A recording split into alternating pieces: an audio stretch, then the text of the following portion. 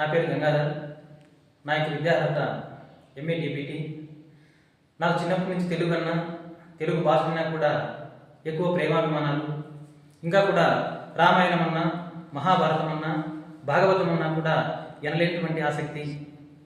ఈరోజు అంతరించిపోతున్నటువంటి ఈ రామాయణం, మహాభారతం మరియు భాగవతం యొక్క ఆ విలువలను సమాజంలోకి తీసుకువెళ్ళాలనేటువంటి ఒకానొక సదుద్దేశం చేత నేను నా యూట్యూబ్ ఛానల్ని ప్రారంభిస్తున్నాను. ఎర్రదొడ్డి గంగమ్మ ఆశీస్సులతో ఈరోజు మొట్టమొదటిసారిగా నా యూట్యూబ్ ఛానల్ నేను ప్రారంభిస్తున్నాను. ఆ జగన్మాత యొక్క ఆశీస్సులు ఎల్లవేళలా నా మీద ఉండి నా యూట్యూబ్ ఛానల్ను మరింత విశేషంగా ప్రజల్లోకి తీసుకువెళ్తుందన్న నమ్మకంతో ఆమె పాదాల మీద నేను శరణు ఉంచి ఈరోజు మహాభారతంలో ఒకానొక సన్నివేశాన్ని ప్రేక్షకుల ముందు నేను తీసుకువెళ్తున్నాను.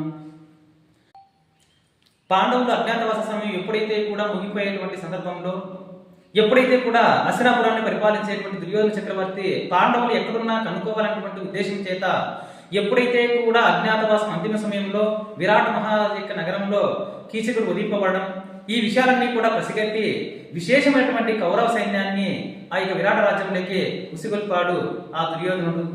ఇలాంటి సందర్భంలో ఎప్పుడైతే కూడా విరాట్ రాజు ఉన్నటువంటి ఆ గోసైన్యం మీద ఆ యొక్క కురు మహావీరులందరూ కూడా దాడి చేసినటువంటి సందర్భంలో అజ్ఞాతవాసంలో ఉన్నటువంటి పాండవుల్లో ఒకటైనటువంటి అర్జునుడు వచ్చి దుర్యోధన చక్రవర్తిని ఎదుర్కొన్నాడు.